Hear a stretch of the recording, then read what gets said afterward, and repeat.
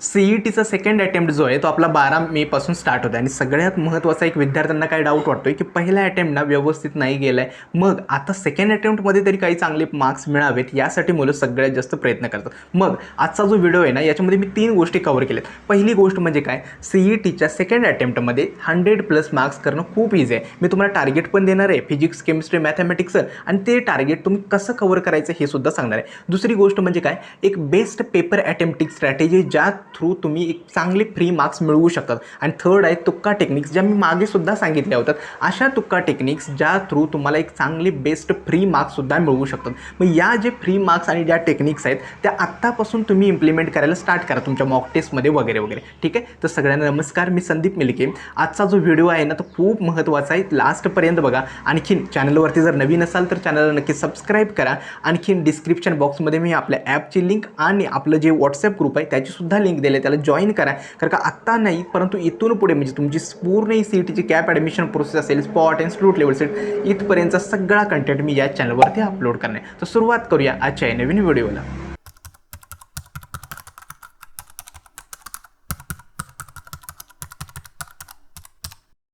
आता पहिला मुद्दा, 100+ मार्क्स इझी कसे आहेत ते मी सांगतोय. तर मी तुम्हाला टार्गेट काय देतोय सेकंड अटेम्प्टमध्ये. सेकंड अटेम्प्टमध्ये फिजिक्समध्ये तुम्हाला 25+ मार्क्स स्कोअर करायचे आहेत. ठीक आहे, आता तुम्ही विचार करा, फिजिक्स म्हणजे 50 क्वेश्चन्स आहेत. 50 क्वेश्चन्सपैकी अंदाजे ABCD किंवा तुक्का जरी वापरला तरी 15 क्वेश्चन्स तरी तुम्हाला सॉल्व्ह होतात. ठीक आहे, फक्त 10 क्वेश्चन्स तुम्हाला असे सॉल्व्ह करायचे आहेत जे 100% बरोबर आहेत. त्यामुळे 25 मार्क्सचं टार्गेट देतोय. हे 25 मार्क्सचं टार्गेट थोडं डिफिकल्ट आहे फिजिक्ससाठी स्पेसिफिकली. हां का, नंतर केमिस्ट्रीसाठी 30+चं टार्गेट देतोय आणि मॅथमॅटिक्सचे फक्त 44 म्हणजे 44+ म्हणजे मॅथमॅटिक्सचे 22 क्वेश्चन्स तुम्हाला करेक्ट सॉल्व्ह करायचे आहेत. विचार करा, मी फिजिक्सच्या मॅथमॅटिक्सच्या 50 क्वेश्चन्सपैकी फक्त 22 क्वेश्चन्स तुम्हाला सॉल्व्ह करतो म्हणतोय. मग जे हाय वेटेज टॉपिक्स जे आहेत जसे की लॉजिक आहे, मॅट्रायसिस आहे, ट्रिग्नोमेट्रिक फंक्शन्स आहे, वेक्टर्स आहे, लाईन अँड प्लेन, हे चॅप्टर्स असेल, बायनोमियल डिस्ट्रीब्युशन, प्रोबॅबिलिटी वगैरे, हे जरी कव्हर केलेत तरीसुद्धा 22 क्वेश्चन्स तुम्ही सॉल्व्ह करू शकतात. म्हणजे 22 क्वेश्चन्स करेक्ट आलेच पाहिजेत. हे तुक्का स्ट्रॅटेजी वगैरे सगळे करून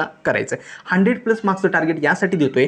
100+ मार्क्स म्हणजे तुमचं 90 to 95% तुम्हाला मिळू शकतात. ठीक आहे, आता हे टार्गेट तरी तुम्हाला समजलं, परंतु ते अचीव कसं करायचं. एक, फिजिक्सला तुम्हाला काय करायचं आहे, 25+ स्कोअर करायसाठी फक्त लास्टचे 3 इयर्सचे जे PYQs आहेत ते फक्त बघून जा. ठीक आहे, म्हणजे कोणते मेथड यूज केले, कोणते फॉर्म्युला यूज केले तेवढं केलं तरी फिजिक्सला इनफ आहे. सेकंड आहे ते म्हणजे काय, जे ऑलरेडी PYQs केले आहेत, जो सिलेबस कव्हर केला आहे तो सगळा रिवाईज करायचा. ठीक आहे, तिसरं आहे ते म्हणजे काय, हाय वेटेज चॅप्टर्स जे आहेत त्यांच्यावरती फोकस करायचं. रोटेशनल डायनॅमिक्स असेल, मेकॅनिकल प्रॉपर्टीज ऑफ फ्लुइड्स असेल वगैरे वगैरे, या चॅप्टर्सवरती फोकस करायचं. चौथा आहे ते म्हणजे काय, प्रत्येक चॅप्टरचे ॲटलिस्ट फॉर्म्युलाज आणि बेसिक्स तरी रिवाईज करून जा. कारण का पहिल्या अटेम्प्टमध्ये मुलांच्या चुका ह्याच झाल्या होत्या की भरपूर मुलांना वाटत होतं की क्वेश्चन सॉल्व्ह होते परंतु फॉर्म्युलाज आठवत नव्हते. ठीक आहे, मग फिजिक्सला 25+ स्कोअर करायचे आहेत तर या 4 गोष्टी तुम्हाला कराव्या लागतील. ठीक आहे, आता केमिस्ट्रीचं आपलं टार्गेट आहे 30+. केमिस्ट्रीसाठी काय करता येईल, लक्षात ठेवा, सगळे PYQ आत्तापर्यंत जेवढे क्वेश्चन सॉल्व्ह केलेत सगळेच्या सगळे रिवाईज करायचे. ठीक आहे, दुसरं आहे ते म्हणजे काय,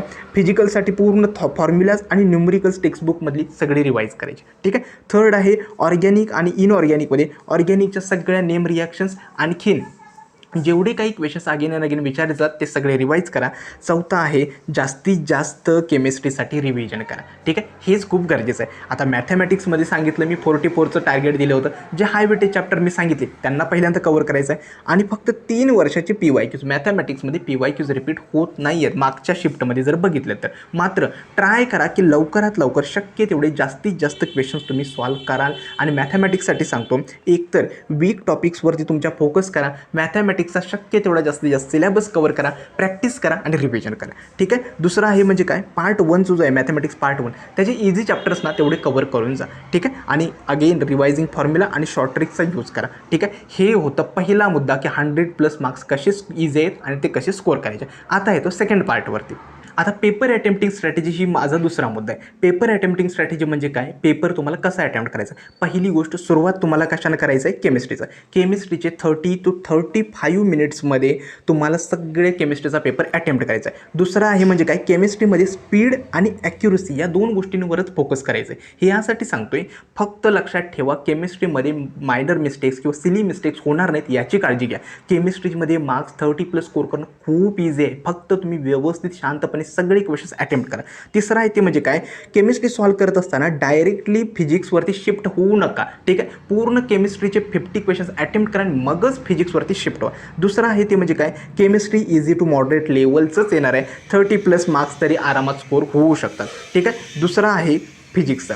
आता 90 मिनिटामध्ये पहिल्यांदा 30 ते 35मध्ये तुम्ही केमिस्ट्री अटेम्प्ट केली, आता तुम्हाला फिजिक्स अटेम्प्ट करायचं आहे. फिजिक्स लक्षात ठेवा, अगेन मॉडरेटच असणार आहे, टाईम कन्झ्युमिंग असणार आहे, त्यामुळे पॅनिक तेवढे होऊ नका. दुसरं आहे फिजिक्सचे 25 क्वेश्चन्स तुम्ही अटेम्प्ट करेक्टली करू शकता जर तुक्का स्ट्रॅटेजी विथ क्वेश्चन्स तुम्ही जर केलेत तर.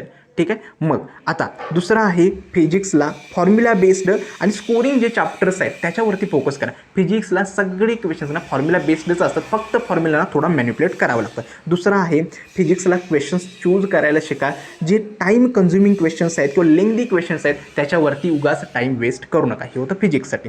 ठीक आहे. आता येतो मॅथमॅटिक्ससाठी. मॅथमॅटिक्ससाठी काय सांगितलं की 25 क्वेश्चन्स तुमचे करेक्ट असले पाहिजेत. Okay, at least 25. ठीक आहे, विथ तुक्का. मॅथमॅटिक्ससाठी काय करा, पार्टिशन मेथड यूज करा, ज्याच्यामध्ये तुम्ही काय करा, क्वेश्चन्स ग्रुप करा. उदाहरण सांगतो, पहिल्यांदा मी काय केलं, क्वेश्चन 1 स्टार्ट करायला, सॉल्व करायला स्टार्ट वाटलं क्वेश्चन टफ आहे तर काय करायचं, डायरेक्टली 10व्या क्वेश्चन्सवरती जम्प करायचं. म्हणजे असे पार्टिशन्स बनवायचं, question 1 to 10, 11 to 20, 21 to 30, 31 to 40 आणि 41 to 50. ठीक आहे, यानुसार पार्टिशन्स बनवा. पहिल्यांदा 1 पासून क्वेश्चन सॉल्व करायला स्टार्ट करा. डिफिकल्ट क्वेश्चन वाटला तर रिव्हर्सनं स्टार्ट करायचं 10, 9, 8 या पद्धतीने. ठीक आहे, ही आहे पार्टिशन मेथड. ठीक आहे. दुसरं आहे मॅथमॅटिक्स मॉडरेट टू टफ येऊ शकतं. क्वेश्चन स्मार्टली अटेम्प्ट करा.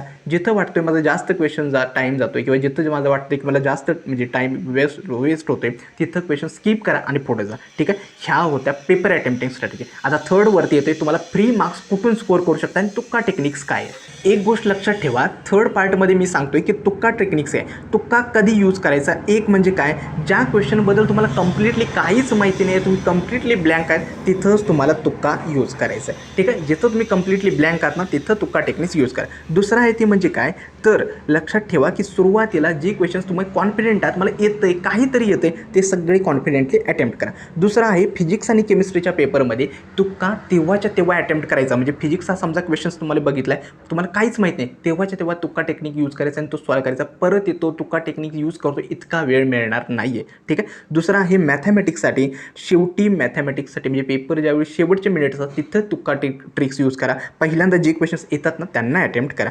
दुसरं आहे कुठलाही क्वेश्चन स्किप करायचं नाही, कुणीसुद्धा. ठीक आहे, सगळेच्या सगळे 150 क्वेश्चन्स तुम्ही मार्क करून यायचं. ABCD जरी माहीत नसेल तरीसुद्धा काहीही मार्क करून या.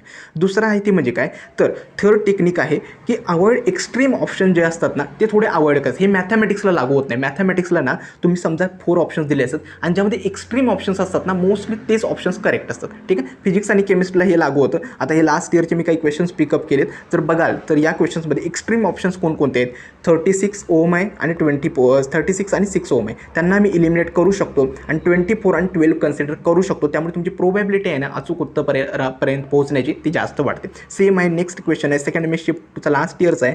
ठीक आहे, अगेन तुम्ही जो आपले एक्स्ट्रीम ऑप्शन्स आहेत 35 आणि 5 एक्सक्लूड करू शकता आणि 25 आणि 15ला कन्सिडर करू शकता. अजून एक टेक्निक आहे ती म्हणजे काय, तर कम्प्लिटली डिफरंट किंवा एक्स्ट्रीम ऑप्शन्स जे असतात ना त्यांना थोडं अवॉइड करा. उदाहरणार्थ सांगितलं आहे की आता जर ऑप्शन्स बघाल तर क्वेश्चन नंबर 13 आहे, ज्याचे ऑप्शन्स बघाल तर याच्यामध्ये सगळ्यात जास्त या व्हॅल्यूज आहेत थोड्या रिलेटेड वाटतात, मात्र हा ऑप्शन जो आहे तो कम्प्लिटली ऑड वाटतोय, हा तुम्ही इलिमिनेट करू शकता. ह्या छोटे छोटे तुक्का ट्रिक्स आहेत. मोस्टली ना तुक्का ट्रिक्स 2 प्रकारचे असतात. एक असते सबस्टिट्यूशन मेथड,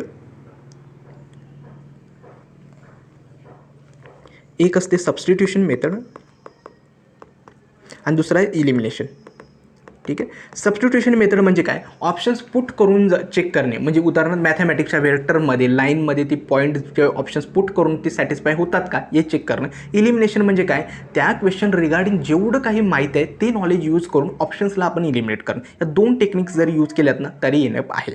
ठीक आहे, आता महत्त्वाचं आहे की जिथं ऑल ऑफ द अबव वगैरे किंवा both A and B options आहेत ते 100% करेक्ट असतात. दुसरं असतं क्वेश्चन्समध्ये ना पॅटर्न फाइंड करायला शिका. मोस्टली ना ऑप्शन्समध्ये पॅटर्न फाइंड करायला शकता. केमिस्ट्रीमध्ये जर बघाल ना तर होतं असं की भरपूर तुम्हाला म्हणजे लेस दॅन किंवा ऑर्डर तुम्हाला मॅनेज करायचं असते. मग अशा ऑप्शन्समध्ये जर बघाल तर तुम्हाला मोस्टली, आता तुम्ही जर पहिला ऑप्शन्स बघाल तर मोस्टली इथं बघितलं तर CONH3 2 वेळा आले, ठीक आहे. मात्र इथं डिफरंट आहे, त्यामुळे एक चान्सेस आहेत की हा एक ऑप्शन्स हे 2 कन्सिडर करू शकता. सेकंड पोझिशन कन्सिडर करायची, थर्ड पोझिशन कम्पेअर करायची, त्यामुळे पॅटर्न्स ऑब्झर्व करा, ठीक आहे. दुसरं आहे ते म्हणजे सेम सेकंड आहे की पॅटर्न्स ऑब्झर्व करा. अजून आहे इलिमिनेशन टेक्निक, जशी सांगितली की रिलेटेड जे काही ऑप्शन्स माहिती असतील ते इलिमिनेट करा, जेणेकरून जेवढे ऑप्शन्स तुम्ही इलिमिनेट कराल ॲटलीस्ट तुमची प्रोबॅबिलिटी आहे ना ती 100% वाढू शकते. आणि ऑप्शन सबस्टिट्यूशन मेथड मोस्टली मॅथमॅटिक्समध्ये वगैरे यूज होते. या गोष्टी आता तुम्ही फॉलो करा. आणखीन लक्षात ठेवा, ह्या ज्या तुक्का ट्रिक्स किंवा तो फ्री मार्क्सच्या या टेक्निक सांगतोय त्या तुम्हाला मॉक टेस्टमध्ये इम्प्लिमेंट कराव्याच लागणार आहेत.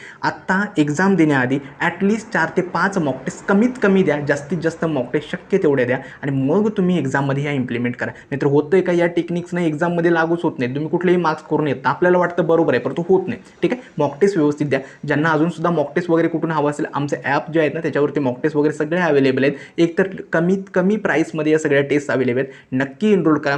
एक तर टोटल 35 फुल सिलेबस टेस्ट आहेत. आपल्या CET एक्झामसारखाच इंटरफेस आहे, इन्स्टंटली रिझल्ट करतो, सोल्युशन्स आहेत, सगळे इन डिटेल तुम्हाला फॉर्म्युला शीट्स दिले आहेत, हँड रिटन नोट्स दिले आहेत. ज्यांना एनरोल करायचं ना डिस्क्रिप्शन बॉक्समध्ये मी ॲपची लिंक दिली आहे, नक्की जॉईन करा. आणखीन एक महत्त्वाचा मुद्दा विद्यार्थ्यांबद्दल सांगायचा आहे की भरपूर पालक वगैरे विचारतात की तुमची CET एक्झाम झाल्यानंतर ना आमची ही काउन्सिलिंग प्रोसेस आहे ना स्टार्ट होते. मोस्टली मला वाटतं 25 मे नंतर ही प्रोसेस स्टार्ट होईल, ठीक आहे. एक तर गेले 5-6 वर्षे ही काउन्सिलिंगची आमची प्रोसेस स्टार्ट असते, म्हणजेच एक बेस्ट तुम्हाला बॅच कमीत कमी प्राईसमध्ये आम्ही अवेलेबल करतो. आणि असं नाही आहे, ज्या भरपूर पेड बॅचेस आहेत जिथं काउन्सिलिंगमध्ये तुमच्याकडून 1000, 8000, 10,000 रुपये घेतले जातात, ते फीचर्स जे देत नाहीत ते आम्ही प्रोव्हाइड करतो, ठीक आहे. आता गेली 5-6 वर्ष झाली, इतके स्टुडंट्स वगैरे आम्ही गाईड केलेले आहेत. यावेळीची सुद्धा जी बॅच आहे ना ते अराउंड मला 25 मे नंतर स्टार्ट होईल, त्यावेळी मी कंप्लीट डिटेल्स देईल. आणि यावेळीची काउन्सिलिंग बॅच आहे ना खरंच खूप वेगळी आहे, कारण का एंड टू एंड तुम्हाला कंप्लीटली गायडन्स मिळणार आहे तुमच्या सुरुवातीपासून ते तुमचं ॲडमिशन कन्फर्म होईपर्यंत, स्पॉट, इन्स्टिट्यूट लेवल सगळ्या गोष्टी, ठीक आहे. मी त्यावेळी ती व्हिडिओ सांगेलच. आता सध्या तरी तुमच्या CETच्या सेकंड अटेम्प्टवरती फोकस करा. सगळ्यांना माझ्याकडून शुभेच्छा. सेकंड अटेम्प्ट खूप चांगला जाणार आहे, काळजी करू नका. कॉम्पिटिशन, टफ वगैरे या सगळ्या गोष्टींचा विचार सोडून द्या. पेपर इझीच येणार आहे आणि तुम्हाला म्हणावे तितके चांगले मार्क्स मिळणारच आहे. आजचा हा व्हिडिओ मी इथेच थांबवतो. धन्यवाद.